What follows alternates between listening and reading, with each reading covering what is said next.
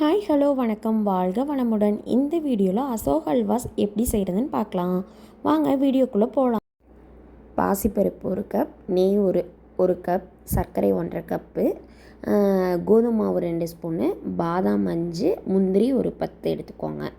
First பாசிப்பருப்பை 1 cup பாசிப்பருப்புக்கு 2 cup தண்ணி ஊற்றி 2 விசில் விட்டு எடுத்துக்கலாம். பாசிப்பருப்பு 2 விசில் விட்டு நல்லா வெந்திருக்கு பாருங்கள். நெய் இப்போ கொஞ்சம் ஒரு 1/4 டம்ளர் போல் நெய் ஊற்றி பாதாமை நல்லா வறுத்து எடுத்துக்கணும். இப்படி கொஞ்சம் நல்லா பொரிஞ்சதுக்கப்புறம் முந்திரியும் நெய்யில் போட்டு நல்லா வறுத்து எடுத்து வச்சுக்கணும். அல்வா செய்யும்போது இது மாதிரி ஒரு கனமான பாத்திரமாக எடுத்துக்கிட்டிங்கன்னா கிளறதுக்கு கொஞ்சம் நல்லா ஈஸியாக இருக்கும்.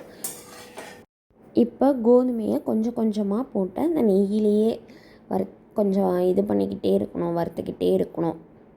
நல்லா அந்த நெய்யோட கோதுமை நல்லா மிக்ஸ் ஆகணும். கொஞ்சம் கொஞ்சமாக கொட்டி கிளறிக்கிட்டே இருக்கணும், நல்லா கிளறி விட்டுக்கிட்டே இருக்கணும். நல்லா நெய்யும் அந்த கோதுமையும் நல்லா மிக்ஸ் ஆகணும்.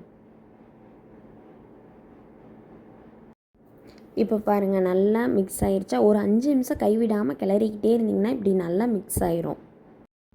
பாசிப்பருப்பை வேக வச்ச பாசிப்பருப்பை மிக்ஸி ஜாரில் போட்டு இது மாதிரி பேஸ்ட் மாதிரி அரைச்சி எடுத்துக்கணும். இப்போ அந்த கோதுமை மாவு அந்த பாசிப்பருப்பு எல்லாம் கலந்து கிளறி விட்டு இப்போ அந்த 1/4 டம்ளர் நெய் இருக்கும், அந்த நெய்யை ஊற்றி நல்லா ஒரு 5 நிமிஷம் கிளறிக்கிட்டே இருங்க. நெய் வாசமும் அப்படி பாசிப்பருப்பும் 2 சேர்ந்து செம வாசமாக நல்லாயிருக்கும். இப்படி நல்லா கிளறிக்கிட்டே இருக்கணும். வடைச்சட்டியில் ஒட்டாத மாதிரி இருக்கணும். நல்லா நெய் கொஞ்சம் நிறைய தேவைப்படும், கொஞ்சம் நிறைய ஊற்றிக்கோங்க. இப்போ சர்க்கரையை ஆட் பண்ணிக்கோங்க. சர்க்கரை ஆட் பண்ணும்போது கொஞ்சம் லைட்டாக மெல்ட் ஆகும், அப்போவும் நல்லா கிளறிக்கிட்டே இருங்க. அந்த மெல்ட் ஆகும்போது அந்த சுகர் சிரப்பு அந்த பாசிப்பருப்போடையும் கோதுமையோடையும் இதாகும், நல்லா மிக்ஸ் ஆகணும். அதனால் ஒரு 5 நிமிஷம் இப்போ சுகர் ஆட் பண்ணி வச்சுருங்க, நல்லா கிளறிக்கிட்டே இருங்க. இப்போ கொஞ்சம் நெய் ஆட் பண்ணி கொஞ்சம் ஒரு கிளறி விட்டு அந்த பாதாம் முந்திரி இருக்குல்ல, நெய்யில் வறுத்து வச்சது அதை போட்டு இப்போ ஒரு 2 ஸ்பூன் நெய் ஆட் பண்ணிக்கோங்க. ஆட் பண்ணிவிட்டு ஒரு கிளறி விட்டு மூடி வச்சுருங்க. அவ்வளோதான், சுவையான பாசிப்பருப்பு அல்வா ரெடி. டிஎம் பவன்ஸை லைக் பண்ணுங்கள், ஷேர் பண்ணுங்கள், சப்ஸ்கிரைப் பண்ணுங்கள். பாய் பாய். நெக்ஸ்ட் வீடியோவில் பார்ப்போம்.